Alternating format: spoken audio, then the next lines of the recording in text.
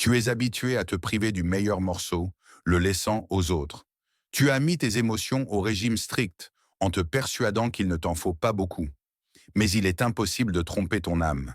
Elle est mortellement affamée. Et tout de suite, nous allons découvrir ce qui lui manque exactement pour être heureuse. Imagine que tu es dans le jardin d'Éden. Tu as le droit à tout. Quel fruit provoque chez toi le désir immédiat de le toucher des lèvres? Une pomme lisse, croquante, gorgée d'or. Une grenade âpre, succulente, ruisselante de jus. Une pêche douce, parfumée, fondant dans la bouche. Une cerise grosse, sombre, brillante de maturité. Ne pense pas aux règles.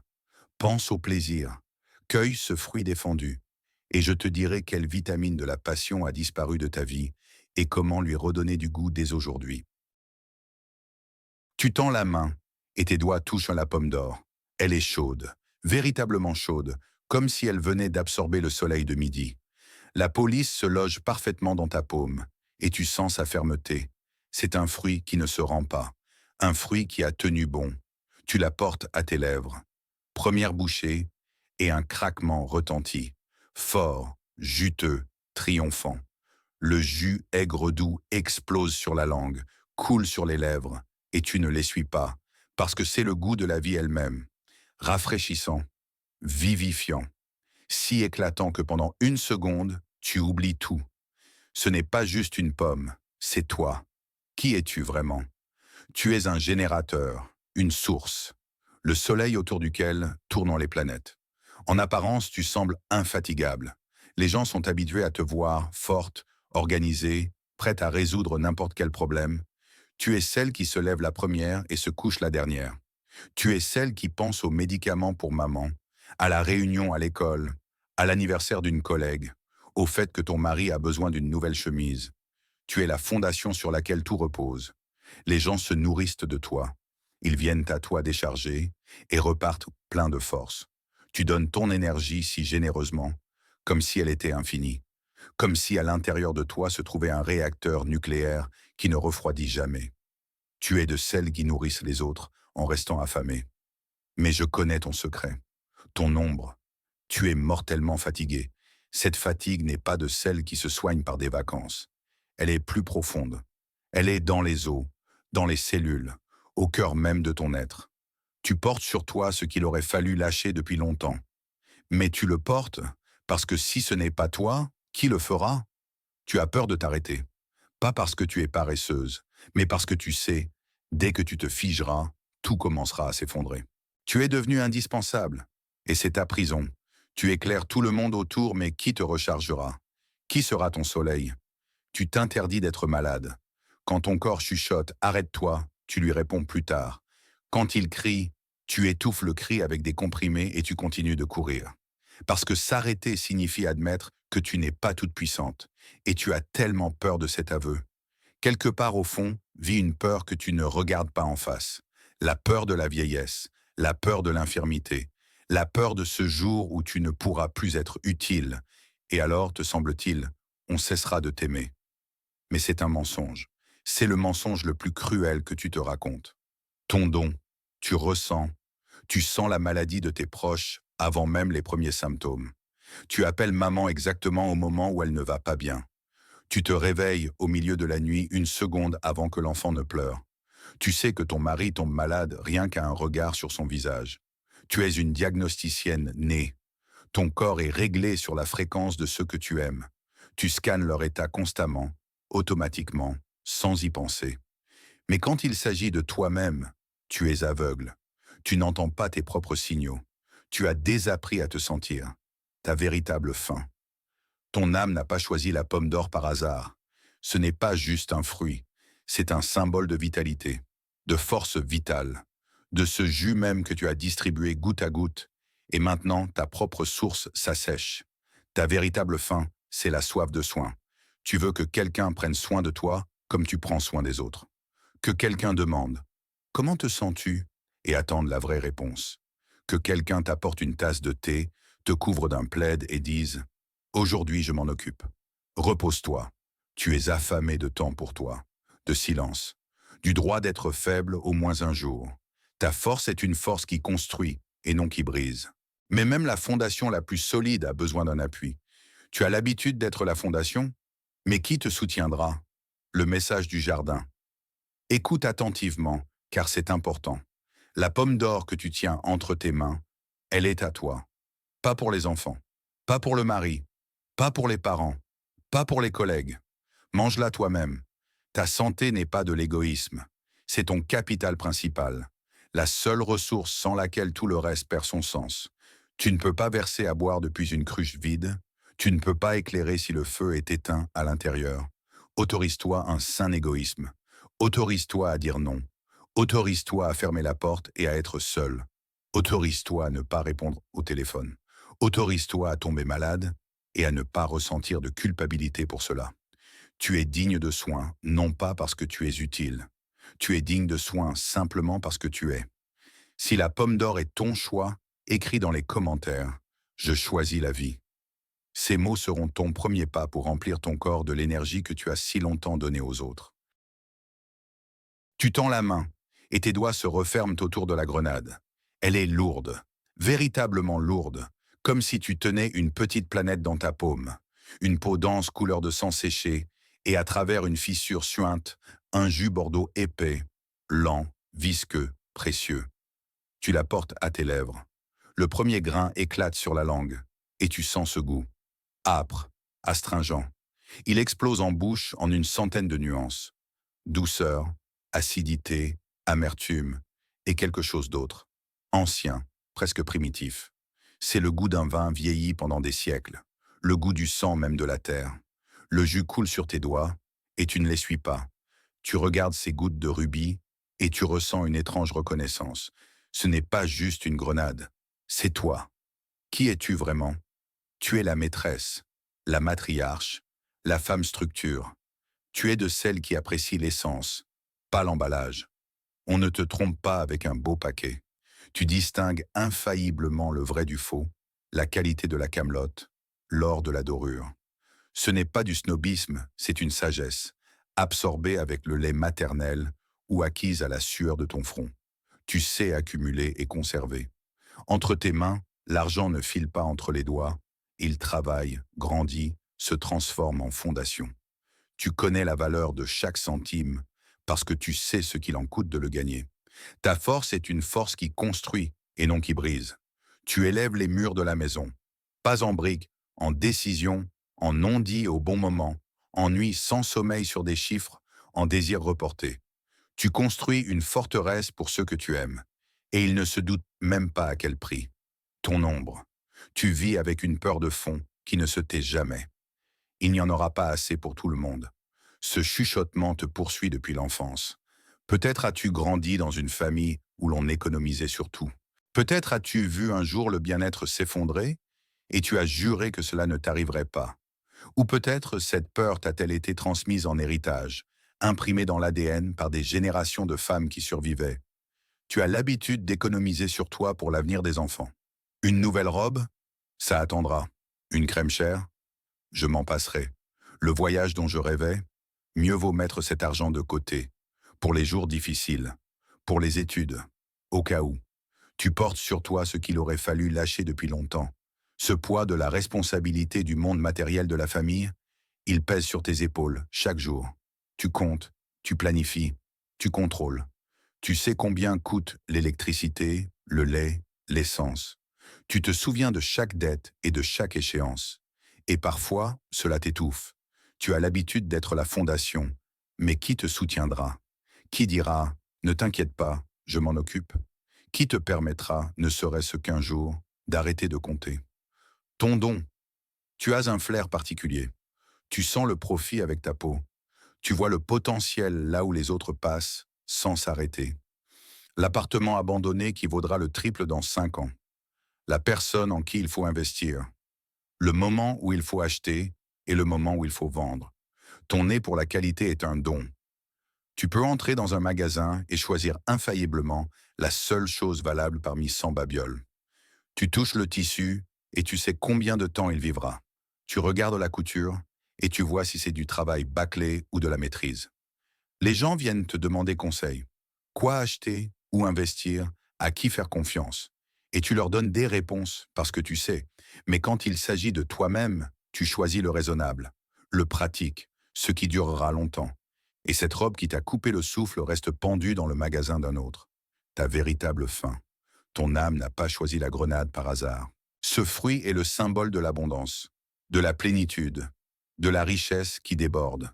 Regarde-le. Il éclate littéralement de grains, ruisselle de jus, ne peut contenir sa propre richesse. Ta véritable faim, c'est la soif de luxe. Pas le luxe ostentatoire, pas pour la frime, mais celui qui est pour soi. Tu rêves du jour où tu pourras entrer dans un magasin sans regarder l'étiquette, où tu pourras choisir simplement parce que ça te plaît et non parce que c'est raisonnable. Tu es affamé de la sensation de la coupe pleine.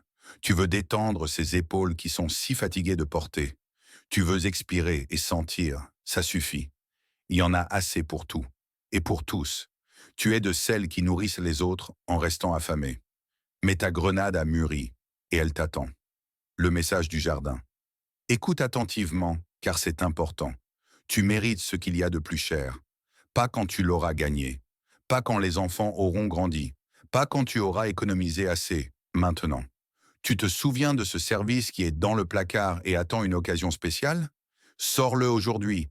Verse ton café du matin dans cette tasse. L'occasion spéciale, c'est toi, vivante. Ici, aujourd'hui. Arrête de remettre la vie à plus tard. Plus tard est un piège. Il n'arrive jamais. Il n'y a que maintenant. Et tu mérites de boire dans une belle tasse maintenant.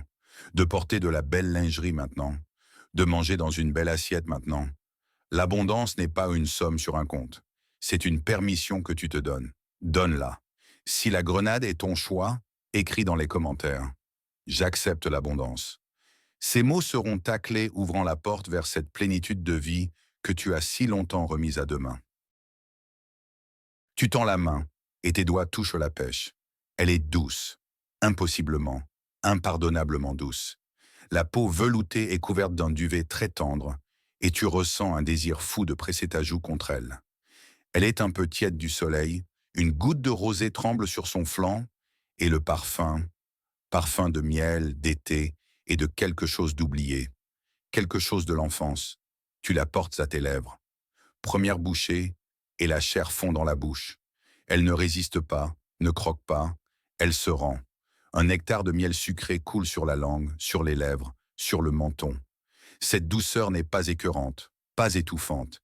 Elle est exactement comme il faut, comme une étreinte, comme les mots qui te manquent tant, et à l'intérieur quelque chose se serre. Ce n'est pas juste une pêche, c'est toi. Qui es-tu vraiment? Tu es une personne à la peau fine, une empâte, un être créé pour l'amour et la beauté. Ton super pouvoir est la douceur qui vainc la pierre. Tu es celle près de qui les gens se mettent soudain à pleurer, alors qu'ils ne le prévoyaient pas. Tu es celle à qui on raconte des secrets dès la première rencontre. Tu es celle dont la présence guérit, même si tu restes simplement assise en silence à côté. Tu réagis à la grossièreté par une douleur physique. Ce n'est pas une métaphore. Quand quelqu'un hausse le ton, ton estomac se noue.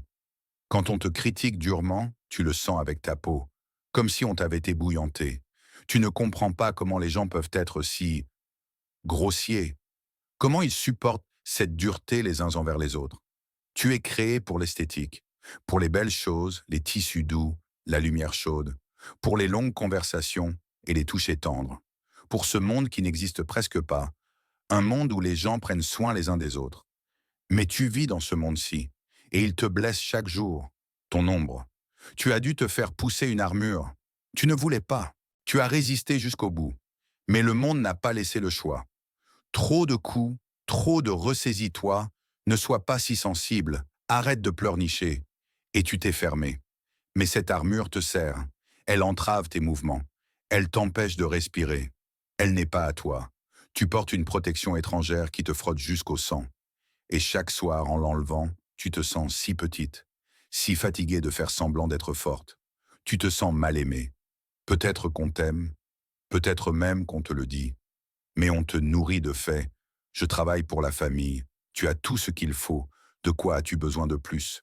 Or tu es affamé d'autre chose, d'un regard, de la façon dont on prononce ton nom, d'un toucher sans raison, de mots qui réchauffent pour l'intérieur.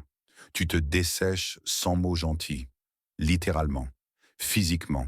Comme une fleur sans eau, tu portes sur toi ce qu'il aurait fallu lâcher depuis longtemps, ce besoin de mériter l'amour, d'être commode pour qu'on t'aime, d'être utile pour qu'on ne t'abandonne pas.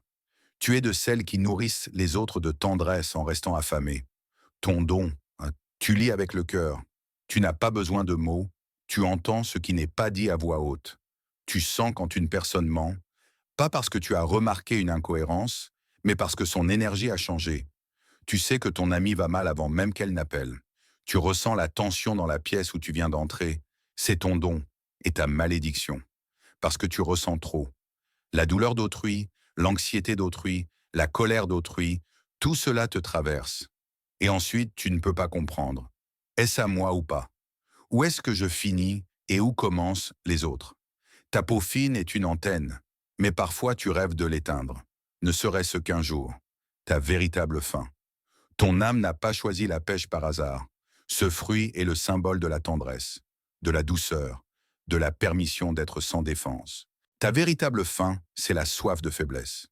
Tu es fatigué d'être forte, fatigué de gérer, fatigué de garder la face et de faire semblant que tout va bien. Tu veux être porté, littéralement. Tu veux que quelqu'un de grand et chaud te serre si fort que tu puisses arrêter de te tenir toi-même. Tu veux enlever l'armure et être juste une petite fille aimée. Pas pour tes accomplissements, pas pour ton utilité, pas parce que tu es bonne et commode, mais juste comme ça, parce que toi, c'est toi. Et cela suffit. Tu as l'habitude d'être la fondation pour les émotions des autres. Mais qui te soutiendra? Le message du jardin. Écoute attentivement, car c'est important. Ne deviens pas grossière.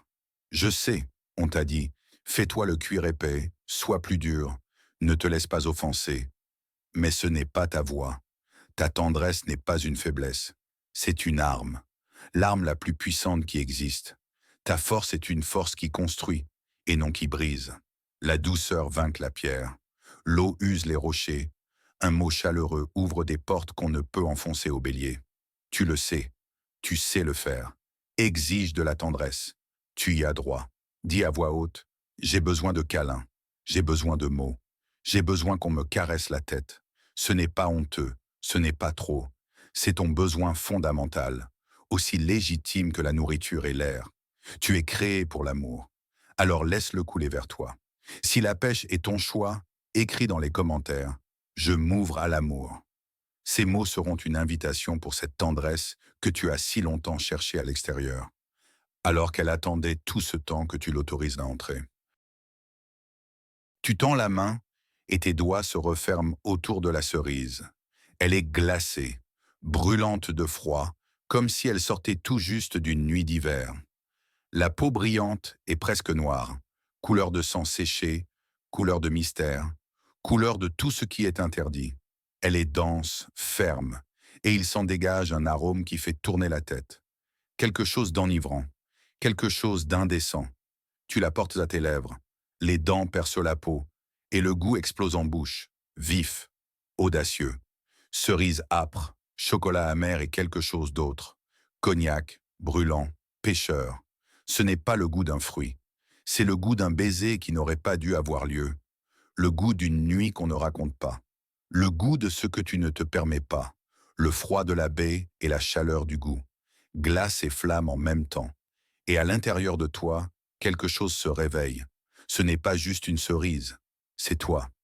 Qui es-tu vraiment? Tu es un feu caché. Une rebelle dans un costume de fille modèle. Lilith se faisant passer pour Ève. En apparence, tu es impeccable, correcte, fiable, celle sur qui on peut compter. Tu paies tes factures à temps, tu te souviens des anniversaires, tu n'es pas en retard au rendez-vous. Tu es un modèle, mais à l'intérieur de toi vivent des diablotins. Ils dansent dans ton sang quand tout le monde dort. Ils te chuchotent des choses qui te font rougir quand tu es seul avec toi-même. Ils ricanent de ta vie correcte et demandent « Et c'est tout? Ça, c'est tout ?» Tu détestes le jour de la marmotte. Cette suite sans issue de jours identiques. Réveiller, nourri, nettoyer, travailler, nourri, nettoyer, endormi. Répéter, et ainsi jusqu'à la fin.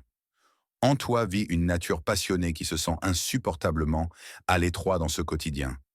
Tu es né pour plus grand, pour du brillant, pour ce qui coupe le souffle et fait flageoler les jambes. Mais tu as caché cela, si profondément que parfois tu l'oublies toi-même, ton ombre. Tu vis dans une cage. Les barreaux de cette cage sont invisibles. Ils sont faits de il faut, c'est l'usage. Que diront les gens? Je suis mère, je suis épouse, je suis une adulte. Tu as tressé cette cage toi-même, barreau après barreau, année après année.